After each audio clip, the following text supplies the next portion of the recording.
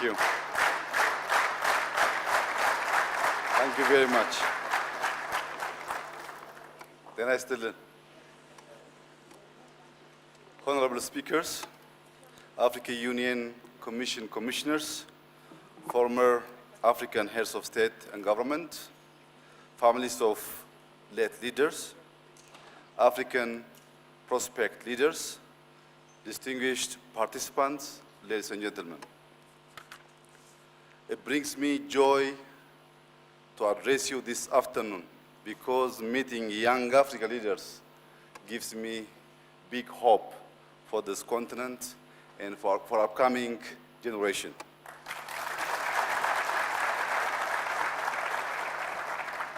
Young African leaders, Africa's journey to prosperity is inevitable.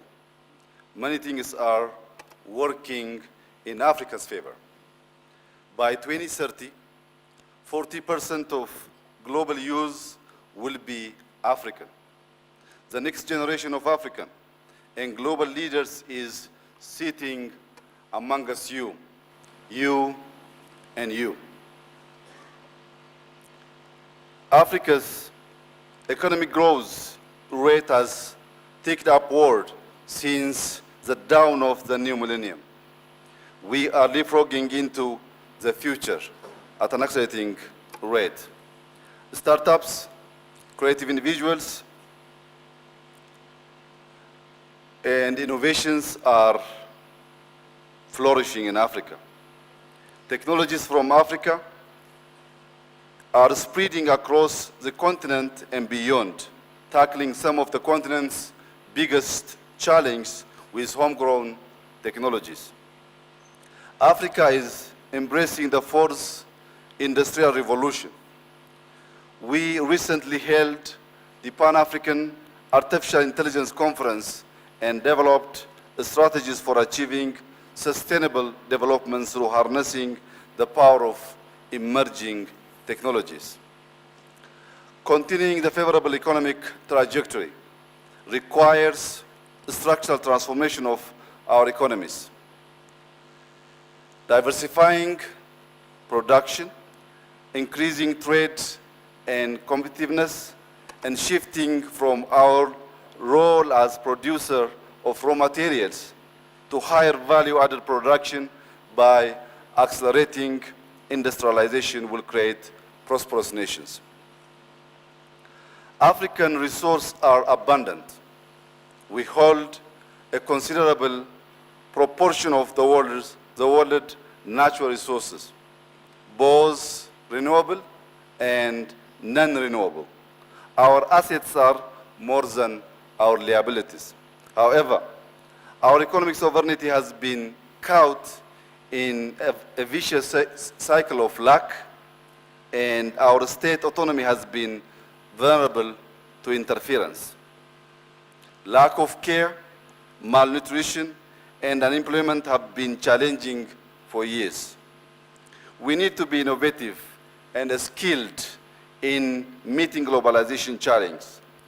African governments are charting development pathways.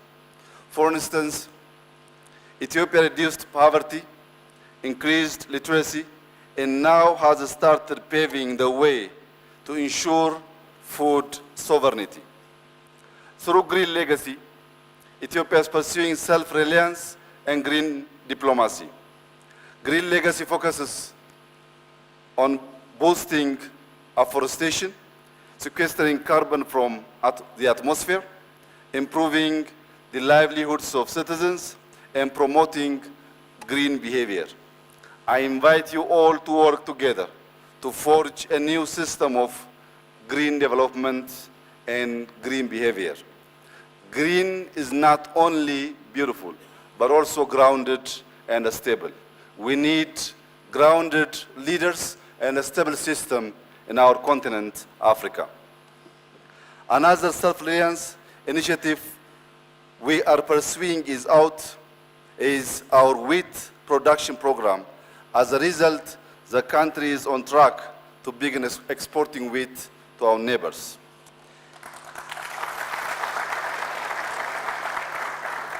Young leaders, I dare you to reimagine your future, our future, Africa's future.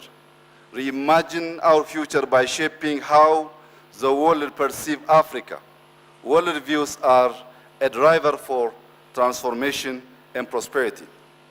What we speak to Africa echoes back. Let us no longer talk of deprivation and lack, but abundance, success, and hope. Radiating a positive energy is very important for upcoming generation. Excellencies, ladies and gentlemen, let's claim our achievements. We see many young African entrepreneurs creating transformative solutions and continuing to be innovative in crucial sectors relevant to our continent. We need to nurture innovation and support innovators. Ethiopia has just inaugurated the first talent school to train young people on how to create, run, and manage businesses so that their creativity and efforts will bear fruit that will not only improve their lives but also benefit the entire region's economic gains. After all, education's utility is to anticipate and solve legitimate dilemmas on the ground and thus build the skills beyond the classroom. Skills development is essential for increased productivity, inclusive economic growth, and poverty reduction. Innovation is a core tenet in Ethiopia. We have recently inaugurated the first science museum where more than 500,000 visitors were awed and inspired by science. Excellencies, ladies and gentlemen, as Africans, we must stay on the path that our forefathers paved.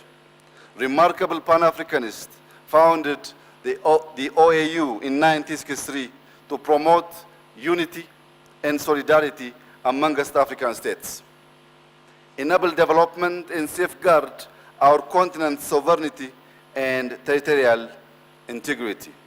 This is an important reminder for you to be able to carry on the responsibilities set by the African Union Agenda 2063. I want to assure you that Ethiopia is highly committed to working with the African Union to implement the Youth Summit decisions. I warmly congratulate former leaders and the families of the founders of the OAU for the well-deserved special award. Thank you for coming home. Thank you for coming home to inaugurate the first African Youth Leaders Conference. I declare the first African Youth Leaders Summit officially closed. I thank you and God bless you all. Thank you very much.